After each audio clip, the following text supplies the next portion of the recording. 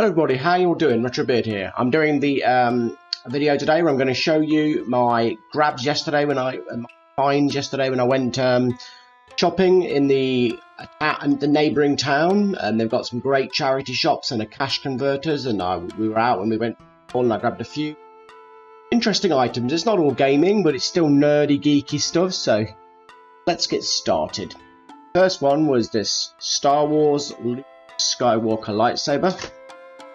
So let's try and get this. It's a kid's item, but you can fight with these and they make cool noises. I've not got batteries in right now, so I can't make it, you know, go.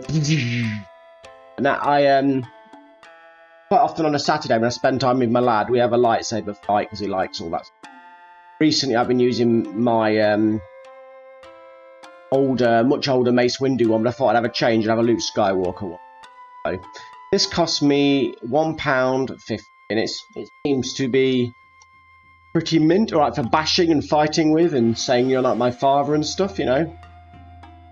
So, yeah, that's the first one. First item. Pretty cool, I was pretty chuffed with it. The charity shop, people thought I was a bit insane, a grown man buying it, but whenever I ever cared what people think of me. The next items, I'm going to show them, probably out of order knowing me. The classic TV series of cartoons that I used to watch when I was teenager. Back then, I had a lot of friends, like we all did, or most of us did. We all used to pile in my living room because my brother used to record it on VHS when it was on television. And in the afternoon, when we all finished work or whatever it was we were doing with our lives, we'd all meet up in my living room and watch it every day for a whole summer. And it was a really, really special time that we all used to do it. And just cool about bloody, I don't know, 8 or 9 or whatever we were, lads, lasses all gathered around 21-inch CRT watching VHS recordings. It's the original X-Men cartoon on DVD. This was 79p. Tested it today on my Xbox, and unfortunately it's in a 4:3 aspect ratio, but I suppose that gives it the retro feel. This is the Season 1, Volume 1, but it's actually got Night of the Sentinels Part 1, 2, Enter Magneto, Deadly Reunions, Captive Hearts, Cold Vengeance, and Slave Island. So quite a lot. And the quality of the sound and video, yeah, it's not HD, but it's quite tidied up, so I really enjoyed it. And I don't remember this one when the music did. That probably sounds nothing like it, but yeah, classic. So I got that for 79p. I also got for 79p Series 3 Volume 1 when it starts getting into the Phoenix and stuff. That's pretty cool. And we've got the old Weapon X stuff going on. Season 5 Volume 1. Lips. Got Sinister, whatever his name is, on the back. Pretty cool. That was all these are 79p, by the way.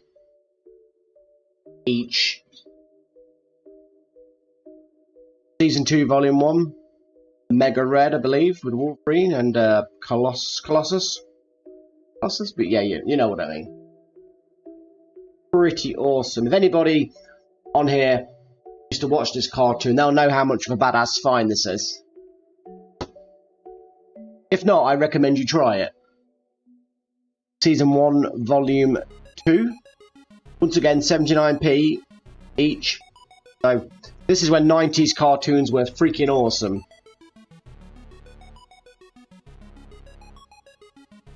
Season 5, Volume 2. I've got quite a sizable amount of the cartoons. I don't know if it's all of them. I'm not gone through that kind of detail, but when you see the amount of episodes on each one, I've also got this, which they were doing a two for a pound thing or something. So I also got this Avengers one. I don't know if there's any continuity to the X-Men. It probably hasn't, but I'll watch it, give it a chance. If it's rubbish, I'll sell it or gift it. Because I was getting 2 for £1, I actually saved some money. So technically it wasn't 79p, more like 50. I stand corrected. Season 2, Volume 2. Mr. Sinister. I mean, this was a first-class cartoon. It was proper, probably the best Marvel stuff ever done. You know, just as good as the MCU, better in some ways. That completes my X-Men DVD purchases. Next, I went to a cash converters and got some deals. I got the PlayStation 3, and I think there's an interest Snake and Eagle. Sonic All-Stars Racing for the PlayStation 3. Sort of Mario Kart with Sega's IPs. I don't know if the servers and things work because I haven't played it yet, but it says 1 to 4 players, so... And it's got 8-player online. So I think it's got 4-player local and 8-player online. So this should be... Oh, I can see Alex Kidd. Quite a few Sega. The Shimu, whatever it's called. Monkey Ball. Quite a few of the characters. So I'll show you because you'll probably get the names better than me because I'm terrible at spontaneously remembering names. This was about £1.99, I think. Not bad. Another game which I used to have on the Xbox 360, but I sold like an idiot. And I've got on my Xbox One backwards compatibility. I've got the arcade online one. I haven't technically got the proper local one, so I've got this, which I've also got this on my 3DS, but this is obviously a better port for the 360.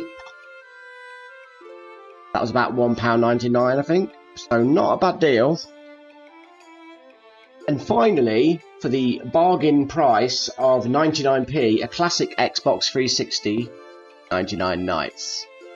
Much to my upset, it doesn't seem to be on the Xbox backwards compatibility program, so with my recent purchases not having backwards compatibility, I'm going to have to finally invest in an Xbox 360e model, because it's the newest, so it's going to be the most stable and best condition in theory, run the coolest and least electricity.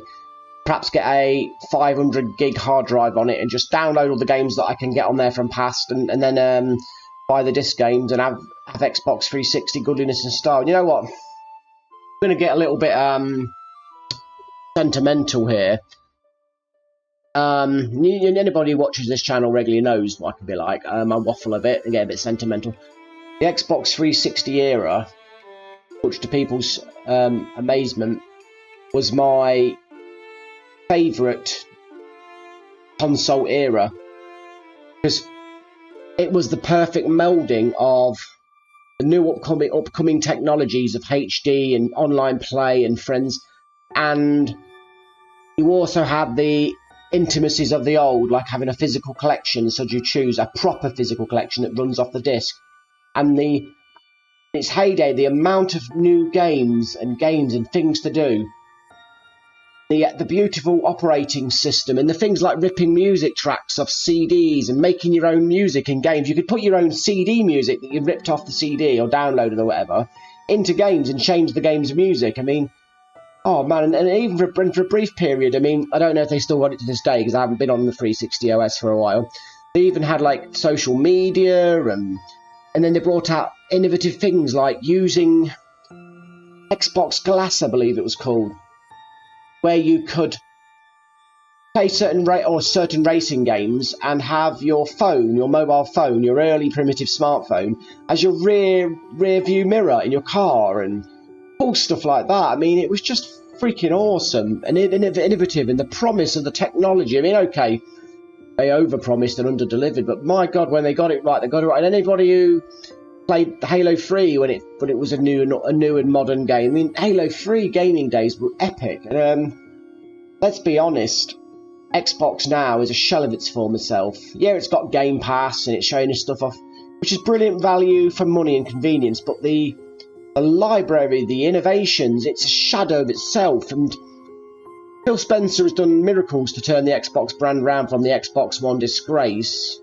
but he hasn't rebuilt the Xbox brand to its former glory. He stabilised it and then reinvented it as Netflix for consoles.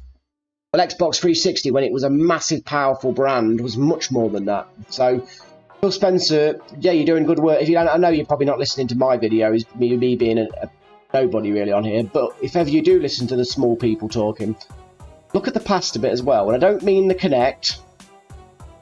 I don't mean the last few years of Xbox. I mean its heyday, when you were bringing out proper games and you gave us something to look forward to, and it was about the gamer and the consumer, and you wanted to show PlayStation what it was all about, because you were kicking PlayStation's butt until you got into all the silliness, all the silly casual games and stuff and Kinects. Your Gears of War games, your proper Gears of War games, your proper Halo games, you were kicking butt. So that's my advice to someone who's not going to listen to me anyway. Yeah, and also in addition, to run off track again, my nostalgia of the Xbox 360 was... It was a darn hard time of my life, and I had a lot of things going wrong that I'm sure nobody wants to listen to hear.